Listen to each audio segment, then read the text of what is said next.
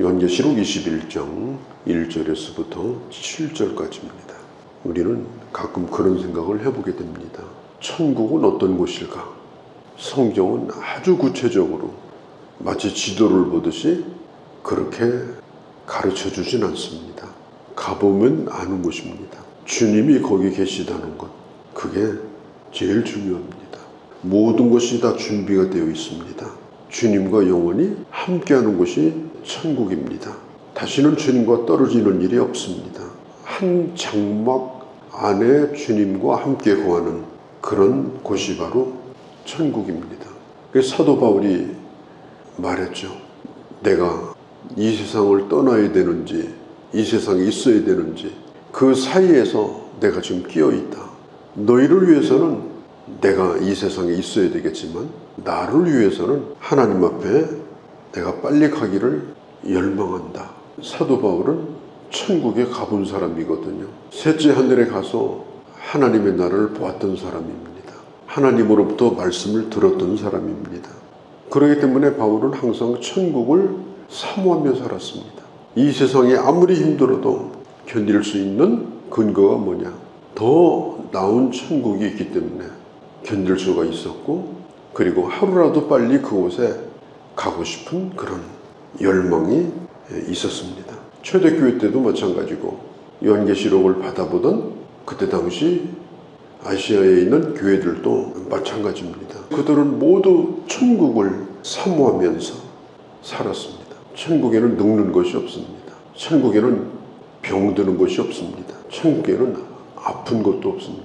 천국에는 죽음도 없습니다. 고린도전서 15장에 말씀하는 것처럼 썩을 것이 썩지 아니할 것으로 변화되는, 또 욕된 것, 육신을 가지고 있기 때문에 사람이 욕되잖아요. 비굴하고 비참하고 그 욕된 것이 더 이상은 욕되지 않고 영광스러운 몸을 입고 그 나라에 영원히 갈 수 있도록 준비해 주신 것이 바로 천국입니다. 특별히 21장 22장에서 사도 요한은 자기가 본 이 천국에 대하여 기록을 하고 있는데 뭐 보석이 어떻고 뭐 이런 얘기가 나오지 않아요. 그것은 요한이 천국을 보고 표현한 것입니다. 길바닥은 뭐 금으로 되어 있고, 천국의 길바닥이 금이든 뭐든 무슨 상관이 있겠어요. 그 정도로 천국은 부족함이 없다. 이 세상에서 귀하다고 목에다 손가락에다 걸고 다니는 거, 그런 것도 천국에서는 귀한 것도 없다. 그냥 벽 자체가 다 그런 거다. 바닥 자체가 다 그런 거다. 그 정도로 천국은 부족함이 없다. 히브리서 12장 26절 이후에 보면은 우리가 살고 있는 이 세상은 끊임없이 진동하는 세상이라고 했어요. 세상은 정말 진동합니다. 어쩌면 우리는 전쟁이 없는 마지막 시대를 사는 그런 세대일지도 모릅니다. 그것도 큰 복이죠. 거기에다가 시간이 지나가면서 점점 우리 몸은 쇠하여지고 연약해져 갑니다. 정말 예수 믿는 사람이라면, 정말 살아있는 그리스도인이라면 나이를 얼마나 먹었건 상관없습니다. 하나님의 나라를 사모하는 자가 되어야 합니다. 하나님의 나라가 내가 갈 궁극적인 내가 구할 곳이다. 주님과 떨어지지 않는 곳이다. 모든 것, 인간을 힘들게 만드는 모든 것이 사라진 곳이다. 잘 먹고 잘 사는 곳이 아니라 주님과 함께하는 곳이다. 그 천국을 날마다 바라보는 것. 그게 진심이 아닌 사람은 엄밀히 말하면 그리스도인이라고 말할 수가 없습니다. 천국의 소망이 진심이 아닌 사람은 어떻게 그리스도인이겠습니까? 거기에 무슨 하나님 나라가 있어요? 요한계시록이 상관이 있어요? 오늘 요한계시록은 이 세상의 종말이었다는 알고 내가 지금 어디로 가야 되는지를 아는 사람이 읽고 묵상하고 사모해야 될 말씀이 바로 요한계시록입니다. 그런 소망이 우리에게 점점 흐려졌다면 다시 한번 우리는 말씀을 열어서 이 소망을 새롭게 하고 내가 살아있을 동안 정말 주를 위해서 더 늙기 전에, 더 시간이 없기 전에 주를 위해서 충성하다가 내가 가야 되겠다. 우리가 그런 각오를 다시 한번 하게 하는 복된 말씀이 바로 이게 요한계시록이에요. 생명수에 대한 말씀이 나와요. 3번이 나옵니다. 생명수 강가, 또 생명수 샘. 그런데 그 어디서 나오느냐? 하나님의 어린 양의 보좌에서 나옵니다. 끊임없이 그 물이 나와요. 늘 먹을 수가 있습니다. 새하늘과 새 땅의 한가운데 흐릅니다. 그래서 누구든지 그 물을 마실 수가 있고, 그 생명수 강가에는 생명나무가 있고, 과일은 한 차례만 열리게 되어 있는데 12달 과일이 맺히고, 그 과일도 영원한 생명을 주는 것이요, 그 잎사귀도 인간의 연약함을 치료해주는 그런 효과가 있는 생명수요, 그 강가에 있는 나무다. 성경은 그걸 설명하고 있습니다. 에스겔서 47장에 보면 에스겔이 하나님 앞에 기도하다가 환상을 봐요. 하나님의 성전 동쪽 문지방에서부터 물이 나옵니다. 그 물이 시내를 이루더니 그 물이 강을 이룹니다. 그 물이 큰 바다를 이룹니다. 그 물이 이루는 곳마다 모든 것이 살아납니다. 사람만 사는 것이 아닙니다. 온갖 생물이 다 살아납니다. 인간은 이 세상에서 그걸 이루고자 최선을 다했습니다. 그래서 강마다 문명을 만들었습니다. 아시아에도, 저 인도에도, 이집트에도, 저 중국에도 강을 중심으로 문명이 발생하고, 그리고 우리나라도 강의 기적을 이루지 않았습니까? 인간은 강을 끼고 발전합니다. 에덴 동산을 중심으로 강이 흘렀습니다. 인간은 이 세상에 강을 끼고 나름대로 문명을 만듭니다. 정착을 하고 삽니다. 그런데 주님이 이 땅에 오실 때 우리는 새로운 강을 만나게 됩니다. 그것이 뭐냐? 바로 생수의 강입니다. 요한복음 4장에 보면은 주님이 사마리아 여자에게 하신 말씀이 내가 곧 목마르지 않는 생수다, 이렇게 말씀하셨습니다. 요한복음 7장에 보면 명절 마지막 날이 되면 성령께서 너희를 충만케 하사 너희 속에서부터 생수의 강이 흘러나오리라. 주님께서 우리에게 주시고자 하는 강은 무엇이냐? 내가 만들어낸 물이 아니고 주님의 보좌로부터 흘러나오는 그 생명수로 나도 만족하고, 그리고 이 세상에 아무리 메마르고 힘들고 어려운 일이 많아도 주님 때문에 넉넉히 감당할 수 있는 그런 약속을 받고 사는 사람들이 그리스도인들이에요. 그리고 이 세상이 끝나도 우리는 영원히 마르지 않는 생명수 강가에서 지내는 그런 모습이 오늘 성경에 나와 있습니다. 거기는 풍성합니다. 예수 믿는 사람은 요한복음 10장에 있는 것처럼 들어오고 나가면서 꼴을 먹고 선한 목자 대신 주님으로부터 풍성함을 누리게 해주겠다. 그것이 바로 완성되는 것이 바로 하나님의 나라입니다. 3절에 보면 저주가 없다. 이 땅에는 저주가 참 많습니다. 사람 말도 저주예요. 악담, 욕설, 폭력, 실제로 막 보복이 일어나고 이런 끊임없는 저주. 그래서 피가 강처럼 흐르는 것이 이 세상이에요. 그런데 그곳에 가면 그런 저주의 염려가 없어요. 생명수 강이 끊임없이 흐르고 그 강가로 모든 것이 풍성한 곳이 바로 하나님의 나라다. 특별히 4절에 보면 그의 얼굴을 볼 것이요 그의 이름도 그들의 이마에 있을 것이다. 여러분은 누구의 얼굴을 보고 싶습니까? 살아있는 사람 중에 내가 보고 싶은 얼굴이 누굽니까? 이미 세상을 떠난 사람 중에 내가 보고 싶은 얼굴도 또 있을 것입니다. 천국에 가면 가장 좋은 것이 뭐냐? 그의 얼굴을 보는 것입니다. 우리는 살아있을 때 주님의 얼굴을 늘 바라보고 삽니다. 우리가 상상할 수 없는 놀라운 모습으로 우리는 하나님의 아들이신 예수 그리스도를 보게 될 겁니다.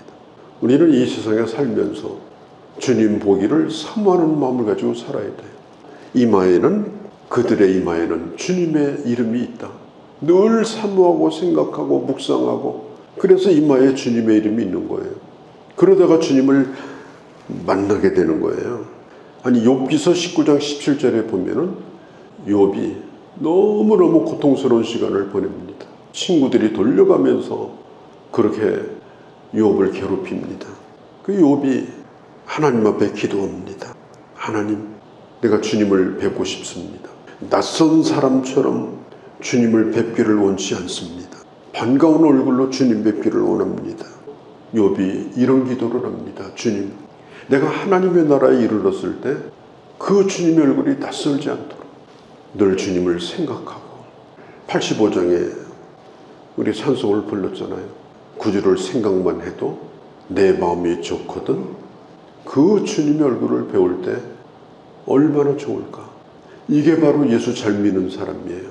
날마다 그 주님을 사모하고 묵상하고 욥처럼 마음이 조급해서 빨리 그 얼굴을 보고 싶어서 욥은 육체 덩어리가 썩어져 가고 있는데도 몸이 식어져 가고 있는데도 그의 몸은 점점 달아오릅니다. 왜냐?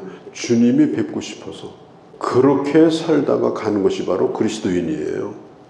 그의 얼굴을 볼 터이요. 그 주님의 이름이 주님을 사모하며 살았던 사람들의 그 이마에 있도다. 너는 내 것이다. 그렇게 주님이 약속하신 분명한 그 증거가 있더라 하는 것입니다. 자, 6절에 보면은 우리 주님은 신실하고 참되신 분이다. 우리가 계시록 19장 11절에서도 충신이요 진실이다 그랬어요. 예수님은 신실하시고 참되시고 예수님은 한마디로 정말 믿을 만한 분입니다. 그분의 말씀이 믿을 만합니다. 요한계시록을 우리가 1장부터 시작해서 지금까지 보고 있는데 요한계시록을 열면 처음에 7 교회에 대한 계시가 나오고 또 7 인봉이 나오고 7 나팔이 나오고 그 다음에 7 대접이 나오고 바벨론의 멸망이 나오고 바다에서 올라온 짐승이 나오고 그 짐승을 탄 음녀가 나오고 그 다음에 하나님의 심판이 나오고 이런 모든 계시록에 나와 있는 이런 사건들 그리고 이 하나님의 약속 요한계시록 21장 22장까지 앞으로 교회가 누릴 영광이 나오고 이런 모든 말씀은 반드시 이루어진다. 이 말씀은 참되다. 이것은 무슨 종말론자들이 바라보는 그런 얘기가 아니고 오늘 우리가 이 약속을 바라보고 종말적 삶을 살아가야 된다. 하나님의 약속은 결코 허황되거나 과장되지 않다. 왜냐? 그분은 진실하시기 때문이다. 사도 요한이 주님의 계시를 보면서 다시 한번 고백을 하는 거예요. 주님은 믿을 만하다. 10절을 보면 인봉하지 말라. 때가 가까우니라. 7절에 반드시 속히 될 것이다. 이 속히 온다는 말이 22장에서 3번이 반복됩니다. 반드시 그렇게 되어질 거라는 겁니다. 2000년 전 초대 교인들은 이 말씀을 어떻게 받아들였을까요? 속히 올 거라고 믿었고 그리고 2000년 동안 주님을 사랑하는 성도들도 그렇게 믿고 살았습니다. 그러나 2000년 동안 살면서 주님 기다린 사람은 없습니다. 기껏 기다려야 몇십 년입니다. 몇십 년 주님 기다리고 살다가 어느 날 젊을 때가 엊그제 같은데 죽을 때가 다 됐어요. 주님 벌써 그날이 됐네요. 오늘이 끝이네요. 이런 날이 지금 우리 눈앞에 코앞에 와 있다는 겁니다. 그러니까 주님이 곧 오신다라고 하는 말은 곧 우리 앞에 이루어질 하나님의 약속이다. 뚜껑을 닫지 말라. 인봉하지 말라. 그러면 우리가 해야 될 일이 뭐예요? 코앞에 이루어질 일처럼 내게 남아있는 시간 계시록에 기록된 이 하나님의 이 예언의 말씀을 우리는 때를 얻든지 못 얻든지 증거해야 된다. 고린도전서 7장을 잘 읽어보면 그런 말씀이 나와요. 있는 자는 없는 자처럼 살라. 있는 거 가지고 위세하고 이 돈 언제 다 쓸까? 자나깨나 그궁리하며 살지 말라는 거예요. 아내가 있는 자는 아내가 없는 자처럼 살라. 자나깨나 어떻게 하면 아내를 기쁘게 해줄까? 그궁리만 하다 살지 말라는 거예요. 어떻게 하면 하나님의 사람으로 살까? 시간도 짧은데 그렇게 살라는 거예요. 우는 자는 울지 않은 자처럼 살라. 맨날 징징거리고 언제까지 그렇게 할 거냐는 거예요. 울지 않은 자처럼 살라. 이 말은 다 뭐예요? 우리가 육신을 가지고 있기 때문에 제한을 받고 매여서 살 수밖에 없지만, 그러나 언제나 우리는 주님 만날 날을 사모하면서 주님 앞에 충성스러운 삶을 사는 것, 그게 바로 우리가 날마다 깨어서 해야 될 일입니다. 마지막 절에 보면 이제까지 잘했다면 그대로 잘하는 길을 걸어가라. 잘못했다면 언제나 돌이키고 그리고 오늘부터 다시 시작해라. 왜? 종말은 언제나 우리 눈앞에 와 있기 때문이다. 오늘 성경은 이것을 우리에게 말하고 있는 것입니다. 걸어가신 아버지, 이 말씀을 깊이 생각하고 곧 오리라. 그 시간이 내 눈앞에 닥쳐오리라. 그리고 그날은 내 인생의 최고의 날이 되도록 주님을 사모하며 믿음의 사람으로 사는 저희가 되게 하여 주옵소서. 우리 주 예수님의 이름으로 기도하옵나이다. 아멘.